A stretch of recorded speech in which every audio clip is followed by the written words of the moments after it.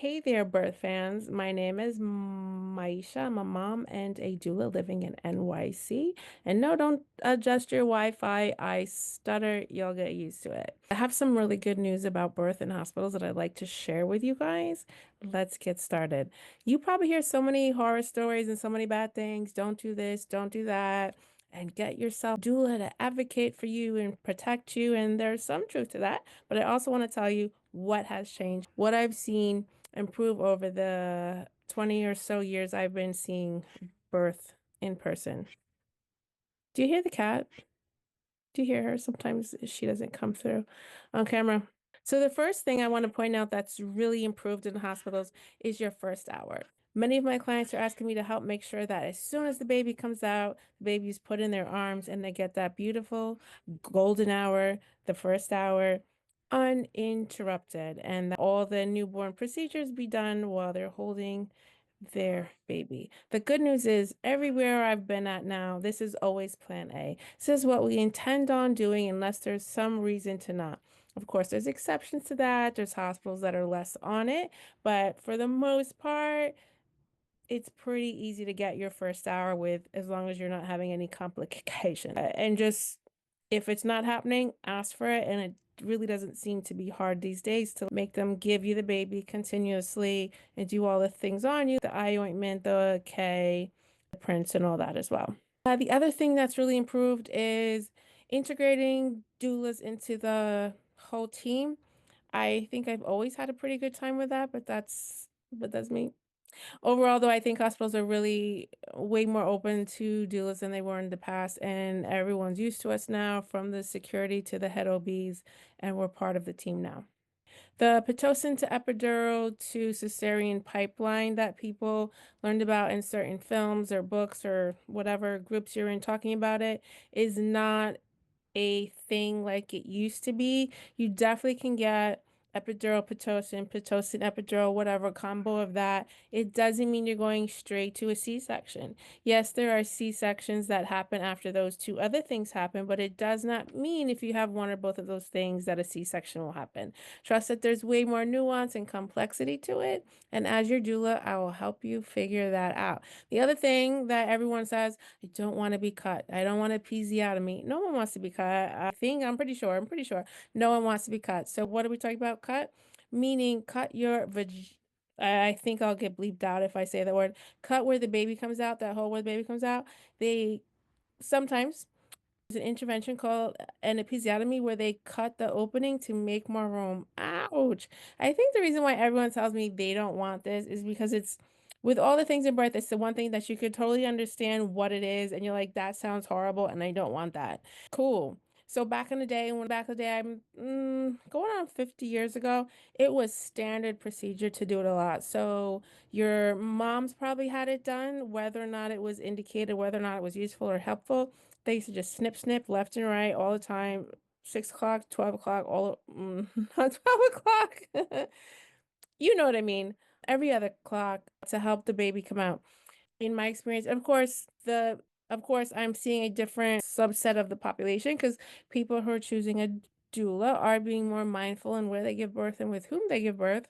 So they're gonna be with the better providers, obviously, who are gonna do less episiotomies unless they're really called for. In all my years, it's been 20 plus years.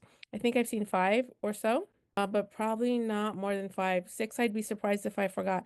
What I do remember is that all of them have been fair, all of them have been indicated, meaning there was a reason to do it, and all of them have been done with consent and conversation and explanation to the mom, and we talked about it, and it was clear, and she okayed it. So it was done with permission and not done behind her back without her permission or anything like that.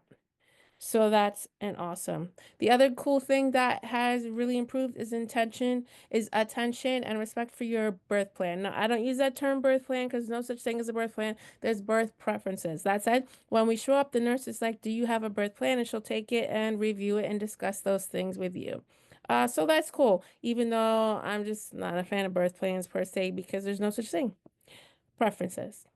But let's get into what still needs work. What still is a little bit of a hot mess going on right now that I really want to talk to people, and I haven't talked to people behind the scenes, in front of the scenes, about what we do need to work on. Numero uno, triage. Triage. Oh my gosh, triage. Triage is when you first come into the hospital when you're having a baby, have contractions, you go to this thing called triage. If you've ever been to the emergency room, you go to triage, that's where they assess you. It's not the same triage. If you're pregnant and you do go to the ER, please go to the labor and delivery triage or make sure someone from L&D comes down to see you for whatever it is. Back to my comment. Triage, when you first come in labor to your hospital, you go to triage where they assess how far along you are, how everything's going, take your vitals, and then they'll put you into a labor and delivery room and or you may get sent home. My issue with triage is that they often don't let one or both of your support people in. Your support people is usually me and your partner, husband, spouse, whomever you else you have brought along. I can't stand this because they want the mom to either not have either of us or choose between the partner and me, which is ridiculous because we're both essential in very different ways, and it's such a mean thing. It's also when she first comes in, I understand these are small rooms, it's pain in the ass. I mean, it's hard on us too to be in that tiny room all squished up with the bags and everything. But it's such a pivotal point in her birth and such a pivotal point for me to be there while decisions are being made and conversations are being had and to exclude me and I'll say, oh, just take a few minutes. It's at least an hour. It's unacceptable. I've come in with moms and their partners, and the mom is crying to not be, what's the word? Separated. And the mom is crying to not be separated from me, and they cruelly separate me from my clients in triage. Or she has to choose me and leave her husband outside. Sometimes she doesn't care, but if she does care, it's a horrible place for her to be in to do that to her husband because she wants me to stay at her side. Can't stand it, can't stand it. We need to fix triage. Hospitals need to let both the partner and the doula in the triage. I don't care if we're standing on our heads. We cannot leave her alone or part from her for that time. Not acceptable. It's not acceptable. It's not acceptable. The other thing hospitals desperately need to work on, not just start, is the end, is the postpartum part. Routinely everywhere, even my best hospitals that I really like and I think do a great job with births and even a better job with triage, the postpartum everywhere is a mess. The breastfeeding support is a mess. The overall care, the way people can't sleep, constant lack of privacy. If you have a shared room, this makes no sense to me. How are HIPAA laws being respected when there's a stranger on the other side of that curtain and she's asking you how you feel, your healing? It's ridiculous. It doesn't make any sense to me. And also the lack of care. The horror stories I hear, they were too hot, they were too cold. The nurses don't come at all, or they come too much, or they're useless, or they're mean, or they don't have information, contradictory information. I tell you, every nurse is going to tell you contradictory information, and then they're going to wake you up every 2 hours and tell you to sleep. And the beds are horrible, and the partner bed is horrible. Did I scare you?